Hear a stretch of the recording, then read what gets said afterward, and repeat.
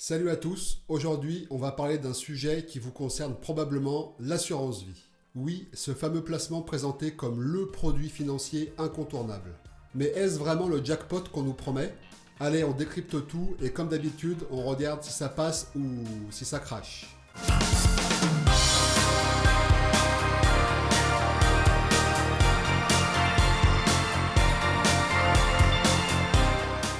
Ok, alors qu'est-ce qu'une assurance vie? En gros, c'est un contrat entre vous et une assurance. Vous placez de l'argent et en échange, elle s'engage à vous verser des sous plus tard avec des intérêts si tout se passe bien.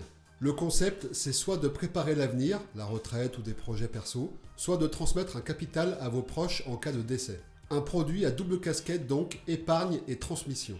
Mais attention, ce n'est pas parce que c'est populaire que c'est sans risque. Spoiler, on en reparle très bientôt. Alors pour commencer, il existe plusieurs types de contrats d'assurance vie en France et on va regarder ensemble les principaux.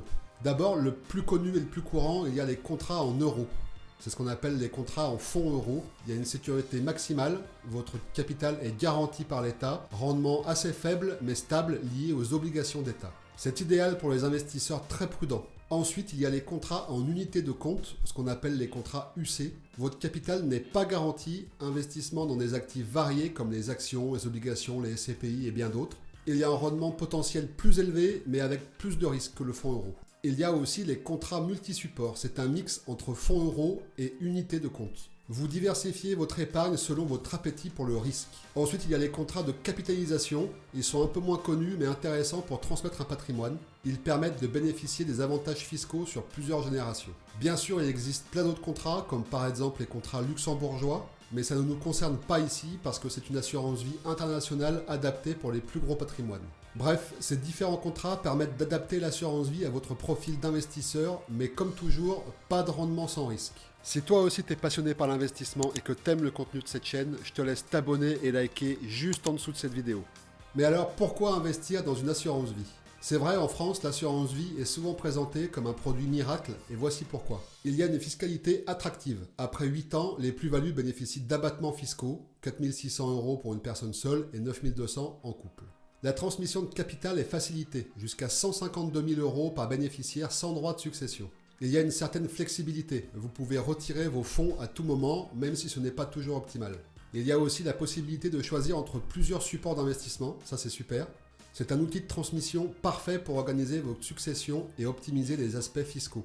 Mais tout n'est pas rose, on passe maintenant aux inconvénients. Regardons ensemble ces réalités qui fâchent et que souvent on ne nous parle pas à la banque. Les frais. Il y a des frais d'entrée jusqu'à 5% de votre versement initial.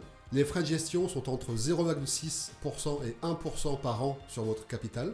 Il y a des frais d'arbitrage. Chaque changement de support peut être facturé. Par exemple, si vous passez d'un fonds euro à un contrat d'assurance vie en action, eh bien là, vous payerez des frais d'arbitrage. Ces frais grignotent vos rendements, surtout si vous investissez sur le long terme.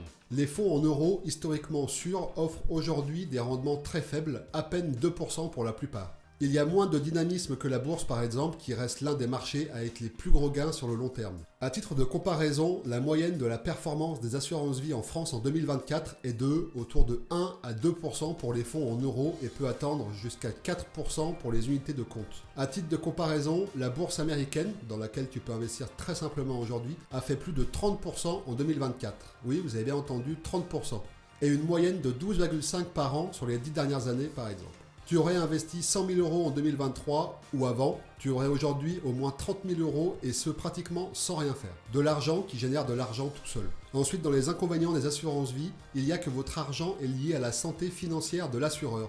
En cas de crise majeure, ce n'est pas totalement sans danger. La plupart des experts oublient un point assez essentiel. L'État est dans la partie et pour ne pas dire la totalité des fonds euros dépendent de l'État. La grande majorité des fonds euros sont investis dans la dette publique. Autrement dit, si un État fait défaut et qu'il annonce par exemple que cette année il ne pourra pas rembourser la dette ou d'autres problèmes de financement, comme on en connaît actuellement aujourd'hui, les conséquences seraient désastreuses. Les assurances vie en fonds euros qui contiennent pour l'immense majorité des obligations d'État perdraient en valeur et pourraient ne plus être remboursées, entraînant des pertes colossales pour les fonds en euros et les investisseurs dépendants. Ensuite, contrairement à la bourse ou aux cryptos, vos fonds ne sont pas immédiatement disponibles. Il y a quelques jours, voire quelques semaines de décalage avec le moment où vous retrouverez l'argent à disposition sur vos comptes.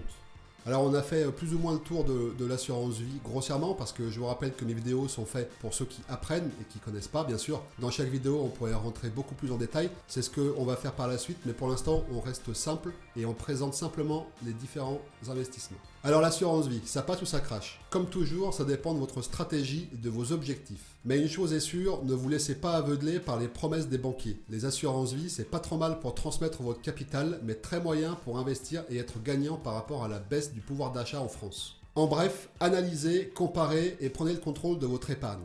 Allez, on se retrouve très vite pour une prochaine vidéo. Ciao!